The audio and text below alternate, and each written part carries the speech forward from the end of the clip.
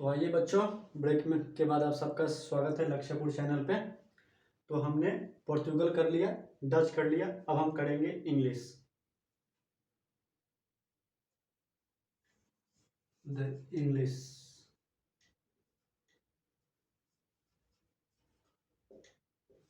और the British.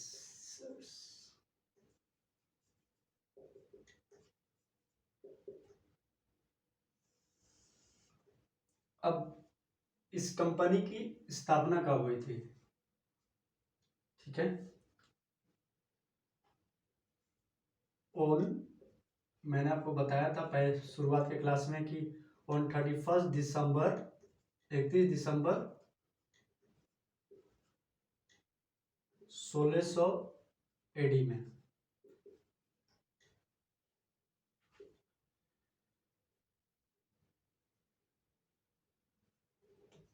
A charter was granted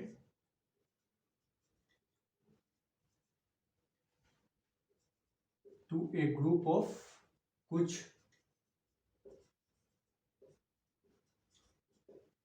private merchant traders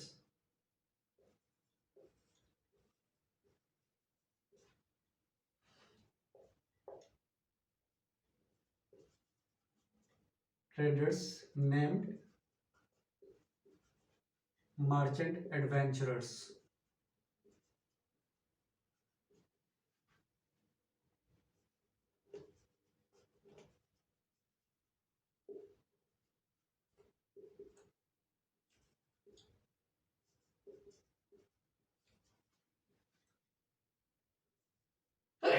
Sorry, to trade for 15 years.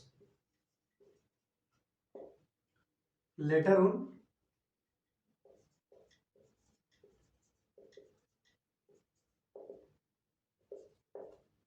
its time period was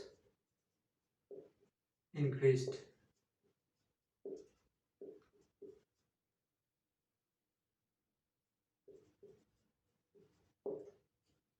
इकतीस दिसंबर 1600 एक charter queen Elizabeth charter was granted by Queen Elizabeth I. Elizabeth 31 दिसंबर 1600 AD में queen Elizabeth के द्वारा एक charter grant किया जाता है कुछ प्राइवेट व्यापारियों को। उनका नाम दिया जाता है मर्चेंट एडवेंचरर्स, और ये कितने दिन के लिए दिया जाता है? 15 साल के लिए। फिर बाद में जाकर को इसका जो टाइम पीरियड है बहुत ज़्यादा इंडेफिनिट पीरियड के लिए एक्सटेंड कर दिया जाता है, बढ़ा दिया जाता है। उसके बाद इसका जो ऑफिशियल नाम बढ़ाने के बाद जो दिया जाता है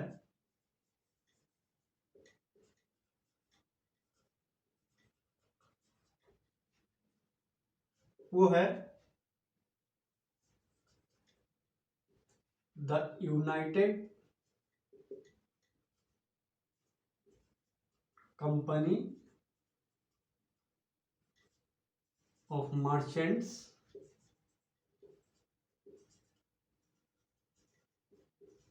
ऑफ इंग्लैंड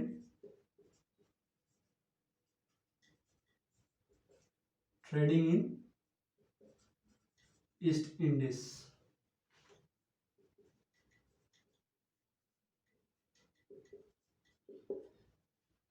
ये इनका ऑफिशियल नाम होता है। अब इनका ऑब्जेक्टिव क्या होता है?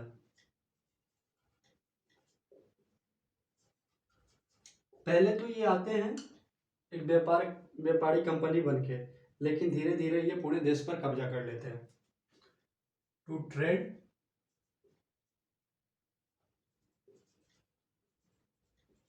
And monopolize it.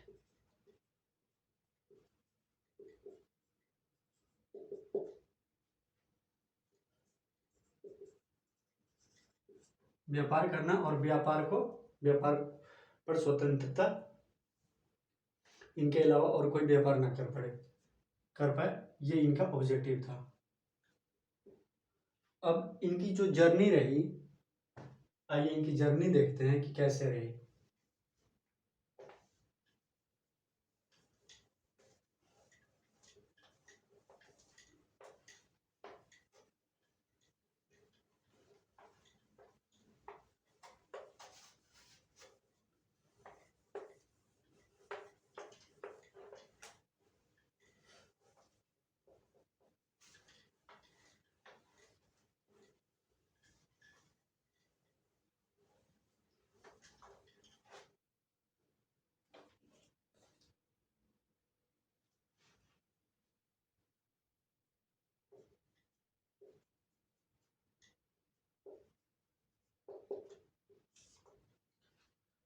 इनकी जो जर्नी थी शुरू होती है 1608 से। कब से? 1608 से।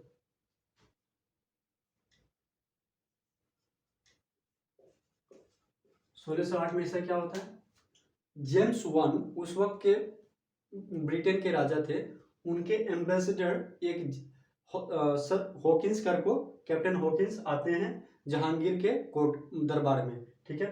वो बोलते हैं कि हमें भारत में, आपके राज्य में हमें फैक्ट्री बैठाने की अनुमति दी जाए, लेकिन इनको नहीं दिया जाता है, ठीक है। क्यों नहीं दिया जाता है? क्योंकि जो उस वक्त डच कंपनी थी वो अपोज करते हैं कि नहीं, आप इन्हें इजाज़त नहीं दे सकते हैं। उसके बाद इनको इजाज़त नहीं देकर को कहते हैं कि आपको तो इजाज़त नहीं मिलेगा फैक्ट्री में, लेकिन जहांगीर के दरबार में इनको मनसबदार बना दिया जाता है, 400 मनसब का इनको मालिक बना दिया जाता है। तो इन 1608 captain Hawkins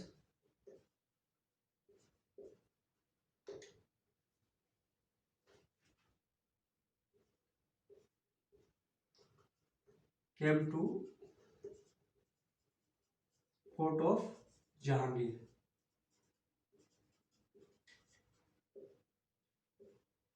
as an ambassador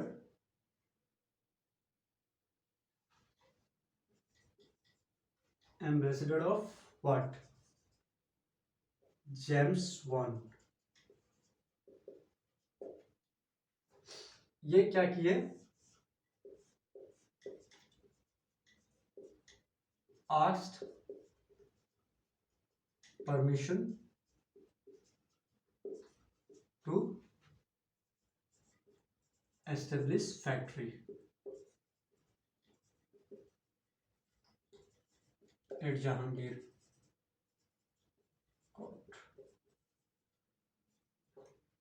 ठीक है। परमिशन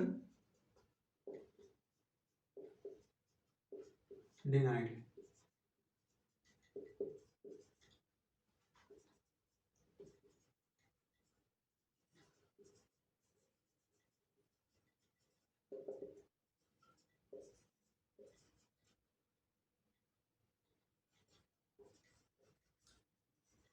डच ने अपोजिशन किया और इनको परमिशन नहीं दिया गया, लेकिन कैप्टन हॉकिंस इनको 400 मनसब दिया गया रूल करने के लिए। क्या? He was given the title of Khan even.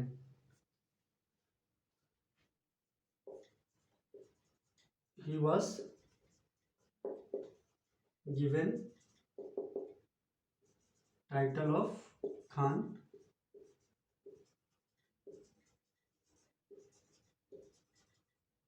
and Mansab 400 मनसब इनको दिया गया। फिर जब इनको परमिशन नहीं मिला अपने फैक्ट्री खोलने के लिए, तो ये चले गए मसूलीपट्टनम। 1611 में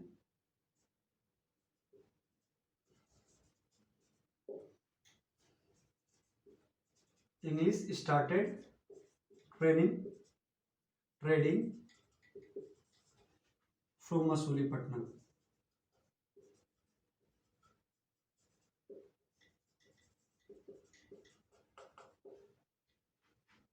इनके साथ एक और आदमी आया था जिसका नाम था captain Thomas Roe, saint Thomas row.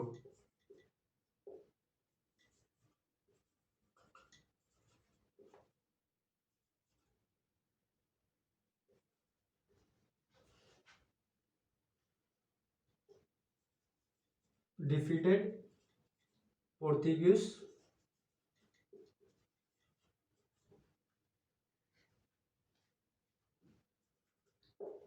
in 1612 and in 1613 English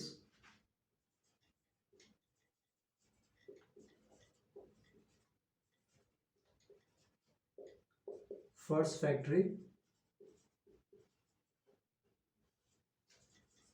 eight सूरत। कब? 1613 में। 1608 में कैप्टन शौकीन जहांगीर के कोर्ट में आए जेम्स वन के एम्बेसडर बन के। इन्होंने कहा कि मुझे आप इजाज़त दीजिए कि हम फैक्ट्री बैठा सके आपके राज में, लेकिन इनको परमिशन नहीं दिया गया। क्यों नहीं दिया गया? क्योंकि डच ने इनको अपोज किया, इनको मना किया जहांगीर को कि आप इनको परमिशन नहीं दीजिए। उसके बाद इनको परमिशन तो नहीं मिला, लेकिन इनको जहांगीर ने टाइटल का, खान का टाइटल दिया। ठीक है, खान का टाइटल दिया और 400 मनसब। ये 1611 में मासूलीपट्टनम से ट्रेडिंग स्टार्ट कर दिए। फिर इनके साथ एक और आदमी आया था जिसका नाम था सर थॉमस रो। ये 1612 में पोर्तुगीज से युद्ध किया और ये जीत गए। उसके बाद इन्होंने 1613 में सूरत में अपना पहला फैक्ट्री खोला। ठीक है, फिर आगे चल कर को ये 1615 से लेकर के 1618 के बीच में जेम्स वन के एम्बेसडर बनकर फिर ये आते हैं। ठीक है, और वो उनसे पूछते हैं, इनसे परमिशन मांगते हैं जहांगीर से कि आप अपने राज्य में हमें फैक्ट्री बैठाने की इजाज़त दे दीजिए। और जहांगीर इनको क्योंकि ये पोर्तुगीज को 1612 में हरा दिए रहते हैं, इससे जहांगीर बहुत ज़्यादा इम्प्रेस होते हैं और कहते हैं ठीक है, आपको मुगल एम्पायर के अंदर आपको फैक्ट्री बैठाने की इजाज़त है।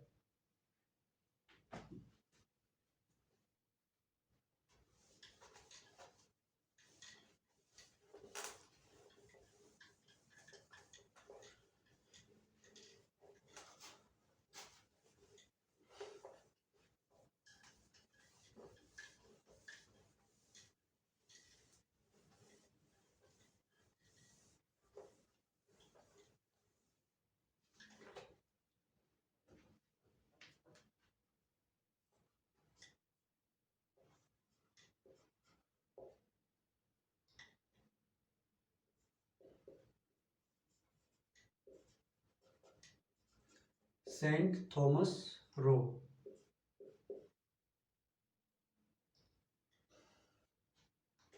सोलह सौ 15 से लेके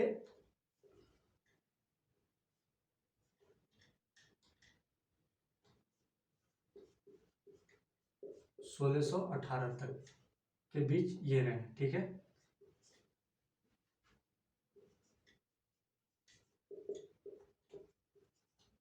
बिसीडेड कोटो जहांगीर।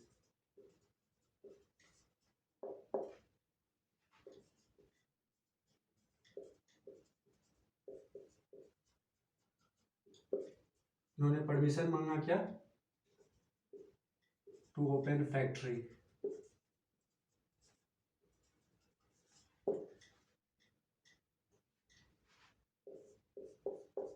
ग्रांटेड।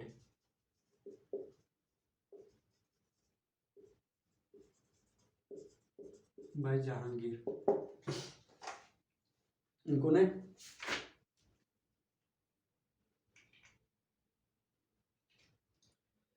इन खत्म हो गया, उसको पढ़ लेते हैं।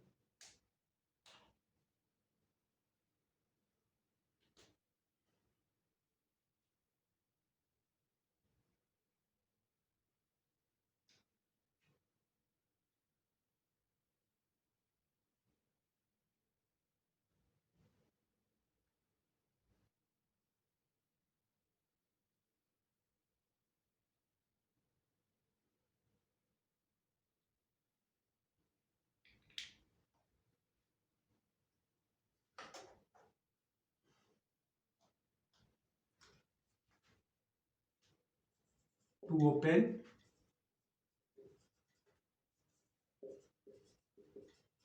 Factory within the Mughal empire.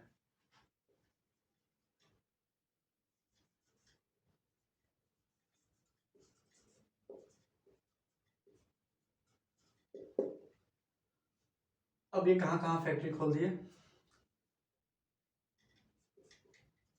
He set up factory at Ahmedabad, Agra,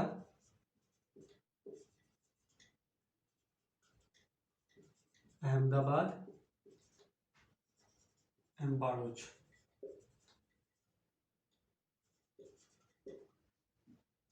फिर 1639 में 1632 में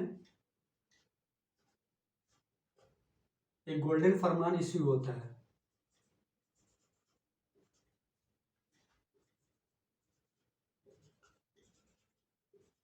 कौन करता है?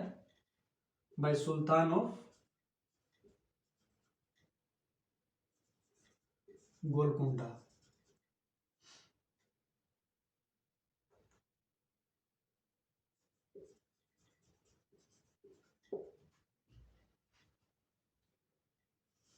अब ये गोल्डन फरमान क्या होता है? इसमें कहा गया कि इंग्लिश उनको मतलब गोलकुंडा में आंध्र प्रदेश में दे वर अलाउड, उनको ट्रेड करने के लिए, व्यापार करने के लिए पूरा फ्रीली कर दिया गया। ठीक है, उनसे कोई कर नहीं लिया जाएगा, उनसे कोई ड्यूटीज नहीं लिया जाएगा, ना कस्टम ड्यूटीज ना एक्साइज ड्यूटी, कोई कर नहीं लिया जाएगा। प्रोवाइडेड ईस्ट इंडिया कंपनी जो है इनको 500 पगोडास देगी सालाना। पगोडास उस वक्त एक करेंसी का, गोलकुंडा के जो राजा थे उनके करेंसी का नाम था। English was permitted to trade freely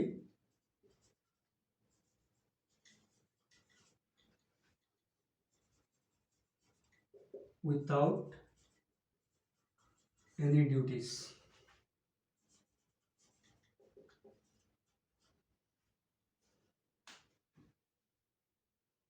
In return of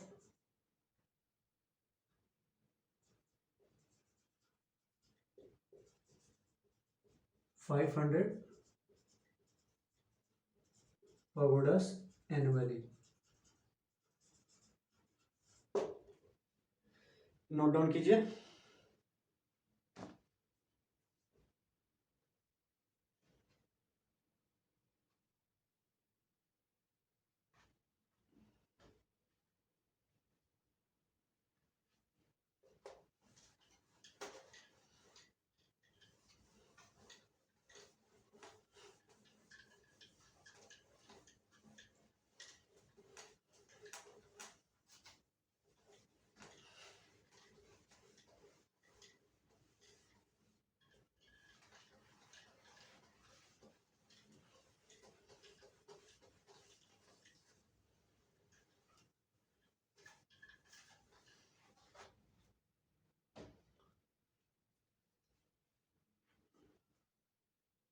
सासुजा। फिर 1639 में एक व्यक्ति हैं Francis dry,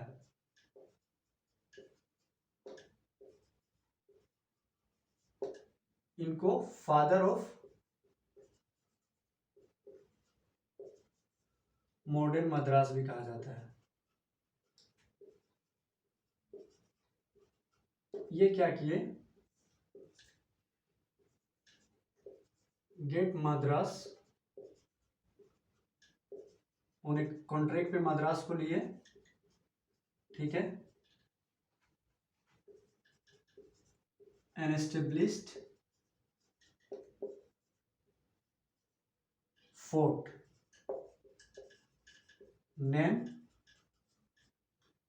Saint fort George.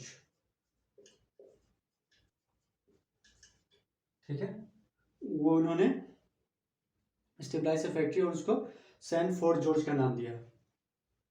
Stabilise से फैक्ट्रीज ये होगा।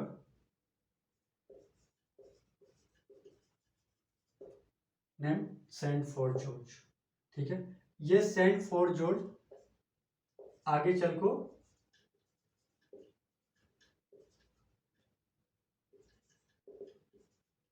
it became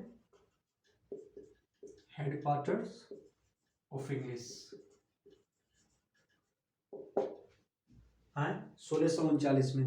उसके बाद 1651 में लगभग, हाँ 1651 में ये हुआ।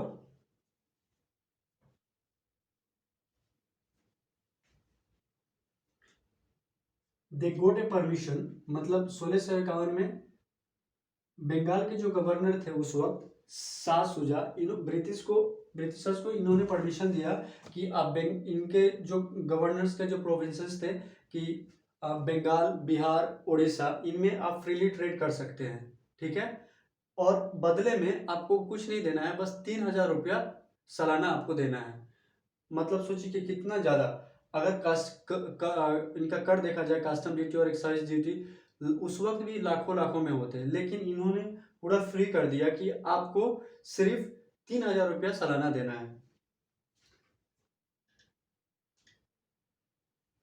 Shah Shuja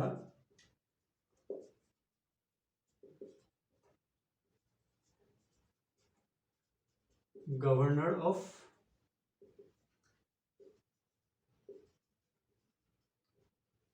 Bengal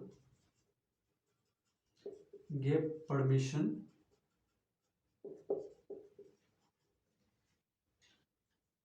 to trade in Bengal, Bihar and Odisha freely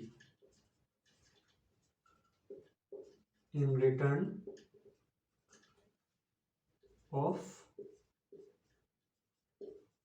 3000 annually, ठीक है। 1651 में हो गया। फिर उसके बाद में 1658 में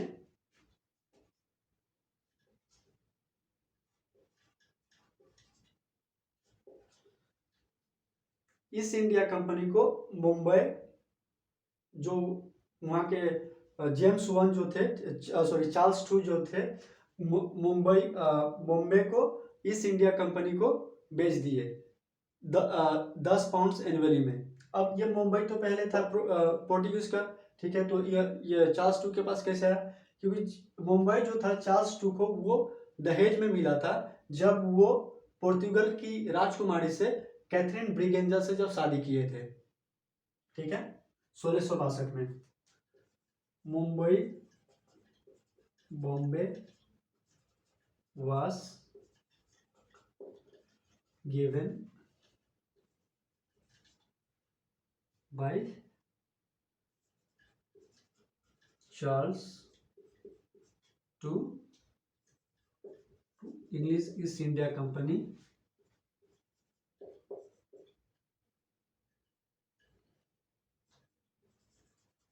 in return of 10 pounds annually. अब बॉम्बे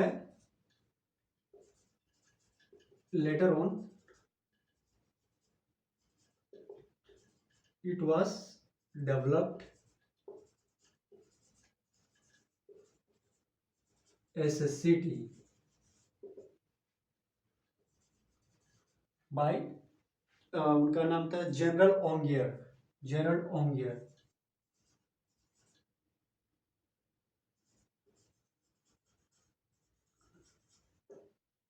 इसको फाउंडर ऑफ मॉडर्न मुंबई भी कहा जाता है, फाउंडर ऑफ मॉडर्न बॉम्बे।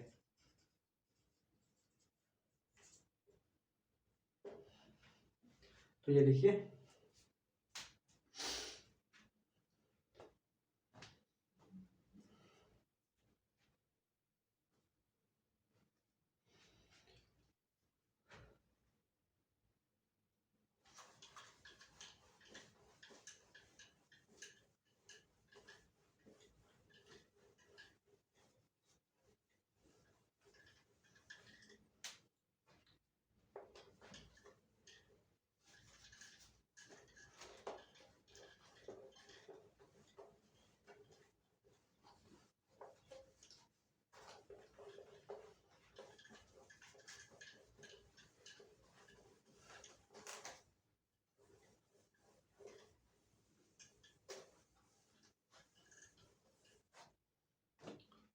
फिर 1698 में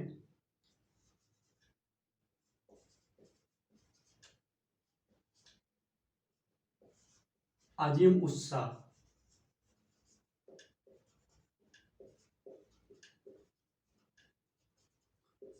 उस वक्त के गवर्नर ऑफ बंगाल थे, बंगाल के गवर्नर थे।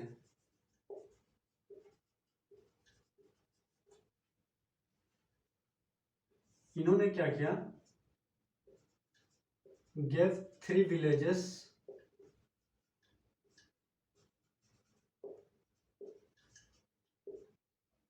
to British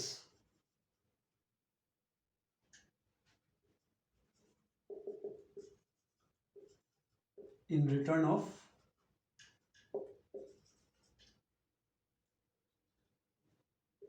Bengal, to British in return of rupees 1200 annually।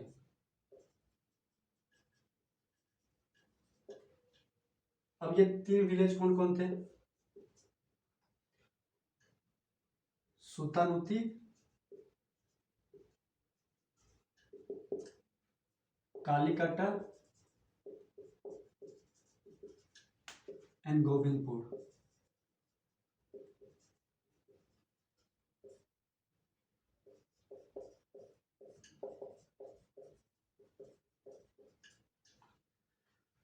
अब इन तीनों गांव को मिलाकर को जो कार्नेक ने क्या किया, उस वक्त के Job चार्नोव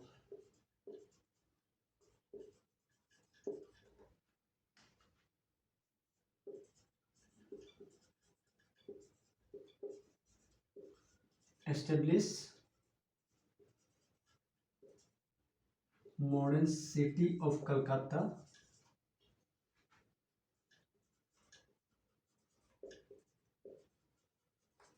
with these 3 villages by joining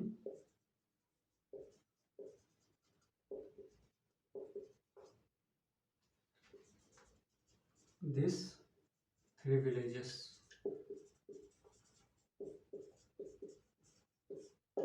ठीक है, इन तीनों गांव को मिलाकर को ये एक सिटी बना दी है। अब ये सिटी आगे चल को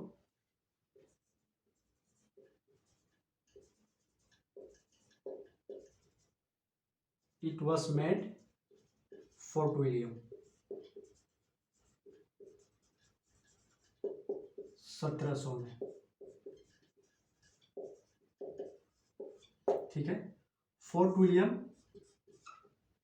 नाउ बिकेम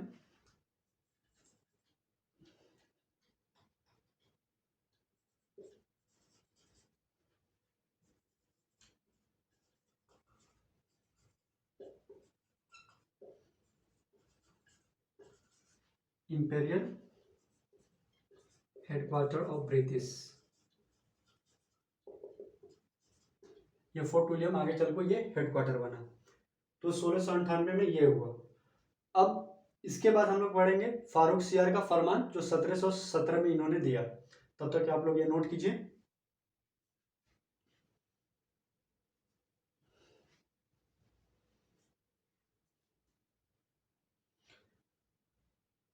हो गया।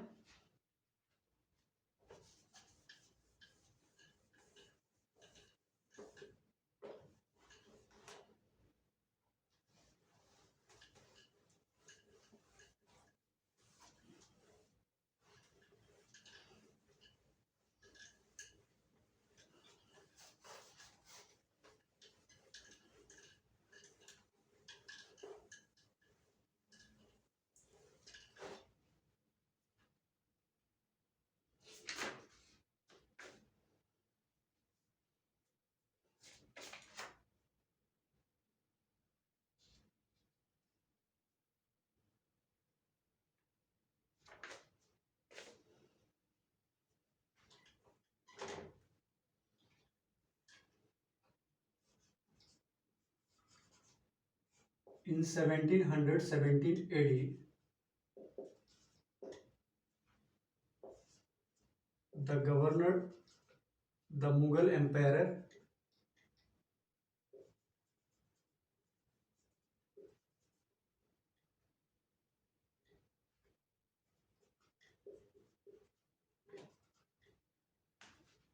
नेम्ड फारूक सियार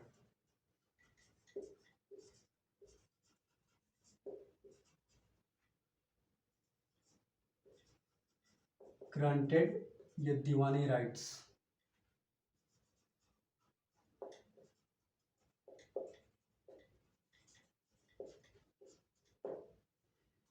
called Farman.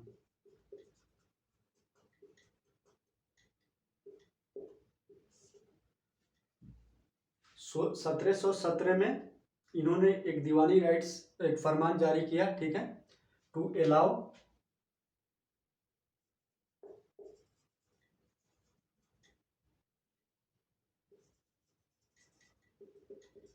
Britishers to trade in India, ठीक है। इस फरमान को Magna Carta of East India Company भी कहा जाता है।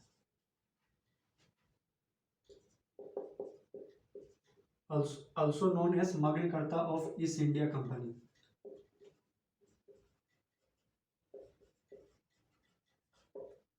अब क्यों कहा जाता है, वाई?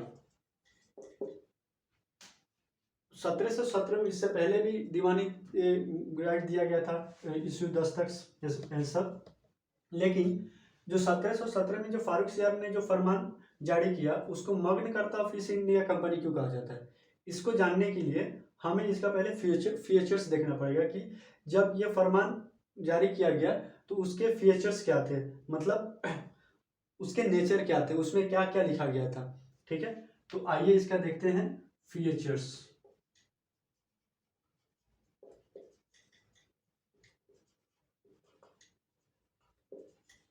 (1717) इसमें कहा गया था ईस्ट इंडिया कंपनी जो है was allowed to trade in Bengal without any duty. East India Company was allowed to trade in Bengal without any duty.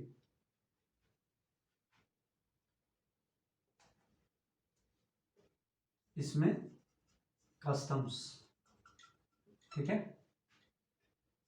In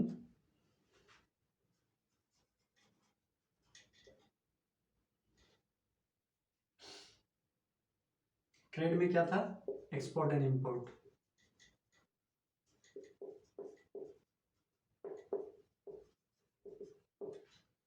in return of rupees 3000 per annum as settled earlier.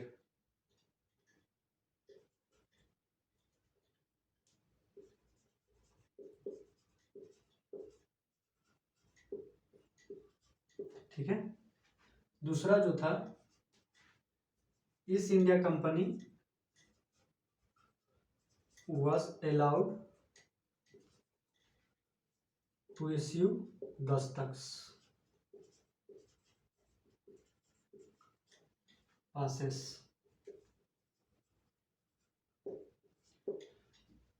ये इस जो दस्तखत वो passes, इसका महत्वपूर्ण क्या था, इसका बहुत ज्यादा महत्वपूर्ण ये था कि फारूक सियार ने तो फरमान इशू किया था कि आप दस्तक पास यूज कर सकते हैं, लेकिन सिर्फ कंपनी ट्रेड के लिए ही आप यूज कर सकते हैं। लेकिन आगे चल को हम लोग क्या देखेंगे कि ये दस्तक ईस्ट इंडिया कंपनी के जो ऑफिसर्स थे, जो गवर्नर थे, वो अपने पर्सनल ट्रेड के लिए भी इसको यूज करने लगे। इसी के चलते आकर को कर्नाटिक वार होता है, ठीक है। तो ये हो गया। फिर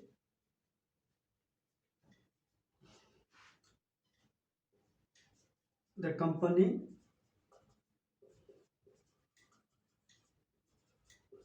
was permitted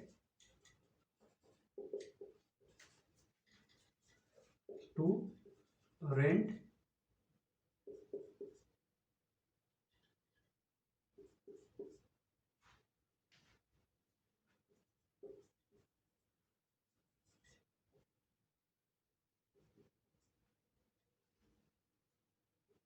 more lands इन कलकत्ता। ये उनको और अलाउड दिया गया कि आप और भी जमीन भाड़े पर लेकर को अपना फैक्ट्री स्टेब्लिश कर सकते हैं, आप अपना कारोबार आगे बढ़ा सकते हैं। फिर उसके बाद में जो कॉइन जो था इनके पास की पहली बार जाकर को हम लोग देखेंगे कि मुंबई में ईस्ट इंडिया कंपनी का एक अपना कॉइन आता है, एक करेंसी आता है, जिसको पूरे मुगल एम्पायर में मुगलिया सल्तनत में इसको परमिशन दे दिया जाता है कि आपका जो करेंसी है, आपका जो सिक्का है वो चलेगा इसमें। ठीक है,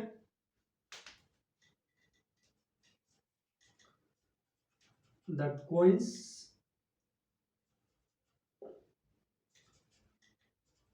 was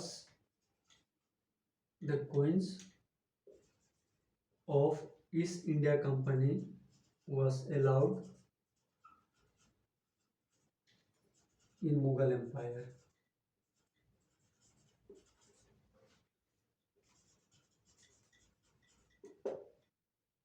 फिर जो सूरत था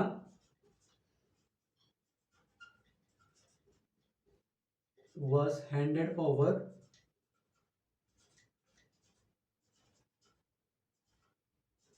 to British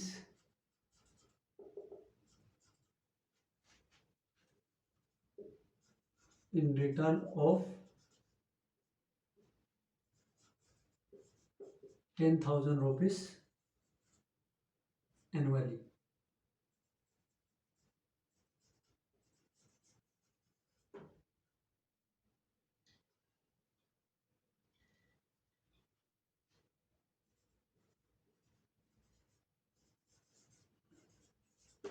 ठीक है, तो ये इनका जर्नी रहा, इसी के कारण इसको कहा जाता है कि ईस्ट इंडिया कंपनी। अभी तक हम लोग कहीं नहीं देखे थे कि ईस्ट इंडिया कंपनी का कॉइन्स भारत में लागू होगा। ठीक है, लेकिन यहाँ पर हम लोग जाकर देखते हैं कि the coins of East India company, जो मुंबई में इनका जो करेंसी जो बनता था वो मुगल एम्पायर में अलाउड किया गया।